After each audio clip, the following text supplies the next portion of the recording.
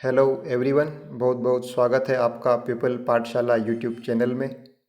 दोस्तों, आज के इस वीडियो में हम अनुसंधान की प्रमुख विशेषताएं पढ़ेंगे।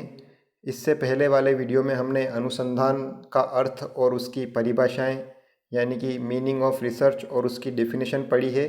अगर अभी तक आपने वो वीडियो नहीं देखा है तो वो आप देख सकते हैं। उसकी लिंक आपको इस वीडियो के डिस्क्रिप्शन बॉक्स में मिल जाएगी। तो चलिए आज का वीडियो शुरू करते हैं। अनुसंधान की प्रमुख विशेषताएं, मेन कैरेक्टरिस्टिक्स ऑफ रिसर्च। जो पहली विशेषता है वो है अनुसंधान का उद्देश्य किसी समस्या के समाधान की खोज करना ही होता है। जो रिसर्च है उसका जो मेन एम होता है वो कोई प्रॉब्लम है उसका सॉल्यूशन निकालना ही होता है। दूसरा विशेषता है मूलतः अनुसंधान की प्रक्रिया से नवीन ज्ञान की प्राप्तियां होती है। जो रिसर्च होती है और उसकी जो प्रोसेस होती है उससे नई नई चीज़ें और नए नए ज्ञान की बातें निकलती है। तीसरी विशेषता है अनुसंधान का मुख्य आधार निरीक्षणीय अनुभव अथवा वर्णन होता है। जो रिसर्च होती है उसका जो मुख्य आधार क्या होता है, निरीक्षणीय यानी कि खोजबीन करना, और खोजबीन से क्या अनुभव होता है उसका वर्णन होता है। चौथी विशेषता है अनुसंधान के अंतर्गत प्राथमिक स्रोतों तथा विद्यमान प्रदत्त को नए उद्देश्यों के लिए एकत्र करना होता है। अनुसंधान के अंतर्गत प्राथमिक स्रोतों यानी कि जो प्राइमरी सोर्सेज हैं तथा विद्यमान प्रदत्त को नए उद्देश्य के लिए एकत्र करना होता है। यानी कि किसी चीज़ के बारे में अगर रिसर्च हो रही हो तो वहाँ पर उसके प्राइमरी सोर्सेज क्या हैं और कौन सी चीज़ें अभी वर्तमान में मौजूद हैं, इन सभी के उद्देश्य को लेकर इकट्ठा करके रिसर्च का कार्य किया जाता है। अगली विशेषता है अनुसंधान के माध्यम से किसी सैद्धांतिक अथवा व्यावहारिक समस्या का समाधान करने का प्रयास किया जाता है। जो रिसर्च होती है उसके माध्यम से क्या किया जाता है, किसी सैद्धांतिक यानी कि कोई प्रिंसिपल ओरिएंटेड चीज़ होती है और कोई बिहेवियर ओरिएंटेड प्रॉब्लम्स उनको सॉल्यूशन निकालने के लिए अनुसंधान का यूज़ किया जाता है, रिसर्च का यूज़ किया जाता है। अगली विशेषता है अनुसंधान निश्चय ही चिंतन की एक व्यवस्थित तथा आधुनिक विधि है। जो रिसर्च है वो क्या है, चिंतन की एक व्यवस्थित तथा आधुनिक विधि है कि सोच समझकर कुछ भी कार्य करने की एक चरणबद्ध तरीके की विधि है और बहुत ही लेटेस्ट और जो आज का दौर है उस जमाने की यह विधि है। अगली जो विशेषता है वो है अनुसंधान के द्वारा ज्ञान के प्रकाश तथा प्रसार के लिए सुव्यवस्थित प्रयास किए जाते हैं। जो रिसर्च है उसके द्वारा ज्ञान के प्रकाश यानी कि जो नॉलेज है उसको आगे बढ़ाया जाता है तथा उसका सभी के साथ शेयर किया जाता है और इसके जो भी अच्छे प्रयास अनुसंधान के द्वारा किए जाते हैं। कुछ भी नई चीज़ आती है तो उसको सबके सामने लाया जाता है। अगली विशेषता है शैक्षिक अनुसंधान यानी कि जो एजुकेशनल रिसर्च है के अंतर्गत जटिल घटनाक्रमों को समझने के लिए विश्लेषण विधि का प्रयोग किया जाता है। जो एजुकेशनल रिसर्च है उसके अंतर्गत जो जटिल घटनाक्रम जो बहुत ही समझने में आसान नहीं होते हैं उनको समझने के लिए किसका विश्लेषण विधि का प्रयोग किया जाता है। आपको बता दें कि इस चैनल पर शैक्षिक अनुसंधान क्या है उसके भी वीडियो उपलब्ध है। अगर आपने वो नहीं देखी है तो उसको भी आप देख सकते हैं, उसकी भी लिंक आपको डिस्क्रिप्शन बॉक्स में मिल जाएगी। तो शैक्षिक अनुसंधान के अंतर्गत जटिल घटनाक्रमों को समझने के लिए विश्लेषण विधि का प्रयोग किया जाता है। इस विश्लेषण के आधार पर और जो भी ये विश्लेषण निकलता है इस विधि द्वारा, इस विश्लेषण के आधार पर परिकल्पनाओं का निर्माण तथा परीक्षण किया जाता है और उसके द्वारा नई नई परिकल्पना यानी नई नई खोजें सामने आती है और उस पर रिसर्च की जाती है।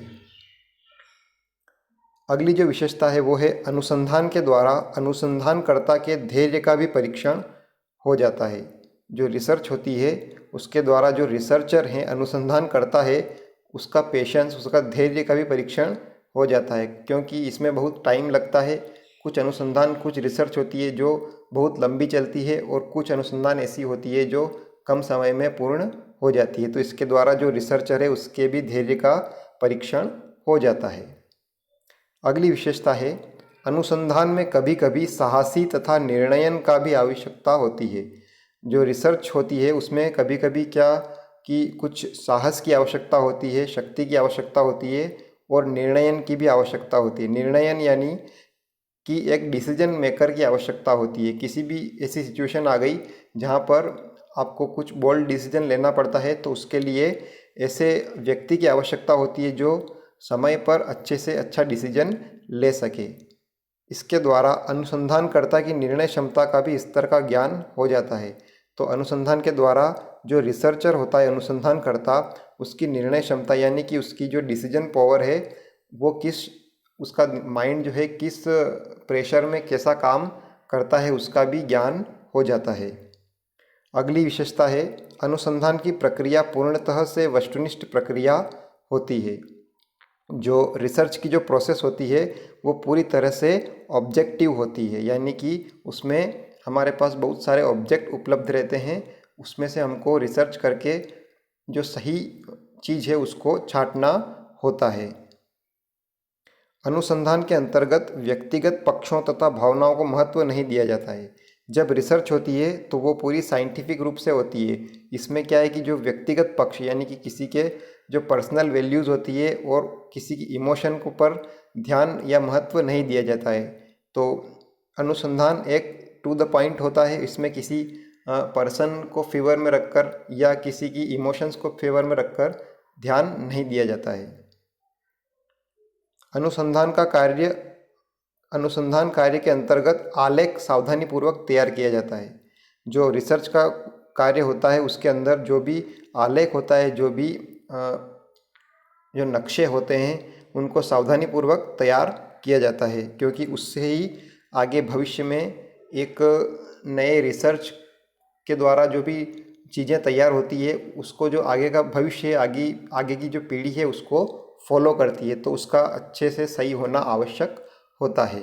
इसके अतिरिक्त शोध प्रबंध भी तैयार किए जाते हैं। इसके अतिरिक्त शोध प्रबंध यानी कि जो भी रिसर्च पेपर हैं वो भी तैयार किए जाते हैं, ताकि आने वाले लोग जो बाद में इनको पढ़ेंगे वो इसका लाभ ले सकें। अगली विशेषता है, जहाँ तक संभव हो अनुसंधान की प्रक्रिया में आंकड़ों के विश्लेषण में परिमाणात्मक विधि का ही प्रयोग किया जाता है। जहाँ तक पॉसिबल होता है वहाँ तक जो रिसर्च की प्रोसेस है उसमें जो आंकड़े होते हैं, डाटा होता है, उसके एनालिसिस में किसका परिमाणात्मक विधि का ही प्रयोग किया जाता है। जो डाटा एनालिसिस होता है उसमें एक परिमाणात्मक विधि होती है, उस पर चर्चा हम अगले वीडियो में करेंगे कि वो विधि क्या होती है, तो उसका प्रयोग किया जाता है। इसका अर्थ यह है कि जहाँ तक संभव हो सके समंकों यानी कि जो डाटा होते हैं के विश्लेषण में सांख्यिकी विधियों का प्रयोग किया जाता है और जो डाटा होते हैं उनको मैथमेटिकल रूप में एनालिसिस किया जाता है। प्रत्येक अनुसंधान के निष्कर्ष निकाले जाते हैं और सामान्यीकरण का प्रतिपादन किया जाता है, और जो भी रिसर्च होती है उसका एक रिजल्ट निकाला जाता है और उसको सामान्य रूप से कैसे उसको खोजा गया और उसके क्या क्या लाभ है ये बताया जाता है। तो इस वीडियो में हमने जो अनुसंधान है उसकी प्रमुख विशेषताएं पढ़ी। ये वीडियो आपको कैसा लगा कमेंट करके ज़रूर बताएं, और इस वीडियो को लाइक कीजिए, अपने जो दोस्त हैं, आपके जो क्लासमेट्स हैं उनके साथ शेयर कीजिए, और इस चैनल को सब्सक्राइब करना मत भूलिए और साथ ही बेल आइकन भी दबा दीजिए। वीडियो को देखने के लिए बहुत बहुत धन्यवाद। Thank you very much.